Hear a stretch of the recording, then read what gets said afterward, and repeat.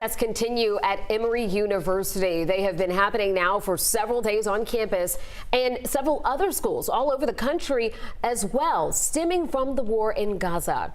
And now on campus, where more than 18% of students identify as Jewish, we're getting a perspective that we haven't been able to get because of the Passover holiday. Yeah, Chabad at Emory, the main Jewish student organization there, invited 11 Alive's Brittany Klein-Peter inside to talk.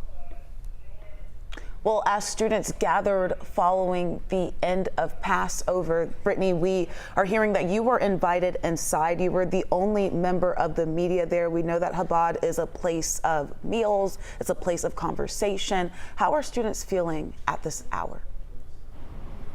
That's right. Good evening, Faith. I want to first mention, though, that over the last hour, things have been really chaotic here. Just steps from where we're standing, DeKalb Police was investigating a suspicious package. They actually evacuated everyone inside this church behind us. But as you mentioned, I was able to speak with those Jewish students that we have been so trying to desperately speak with since last week. They were, of course, celebrating Passover, and they invited me into the Chabad today. And the best way I can describe the feeling in there is that they were like a family. It just really feels like home when you set foot onto this property. A home away from home. This place has been an escape. That's how many describe Emory's Chabad on campus. The most important thing for me and to take care of my mental health was come to Chabad. As students broke bread, they discussed their feelings about recent protests on campus. Definitely a really intense week. Almost feel like it was one of the worst weeks of my life. During a week of celebrating Passover and some preparing to graduate, like Sarah Pendergraft, they say they felt unsafe. So my friends and I took graduation pictures, and then waking up the next day, we're woken up to pictures of death to Israel. Palestine will live forever. And while pro-Palestine protests continued on campus Wednesday,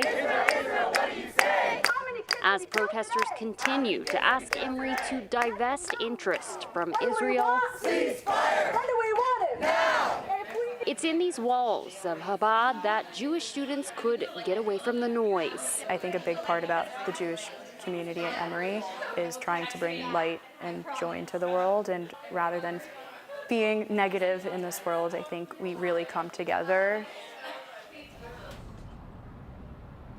And we did just learn in the last hour that that group of protesters, they've made their way near the quad, and they attempted to overtake an undergraduate building, but security have shut down that building. They're now protesting outside. We're going to show you what that looks like in the next hour. But those Jewish students also shared with me that they are gathering on campus as well tonight at 6 p.m. to show their strength and unity. For now, reporting from Emory's campus, Brittany Klein-Peter, 11 Alive News.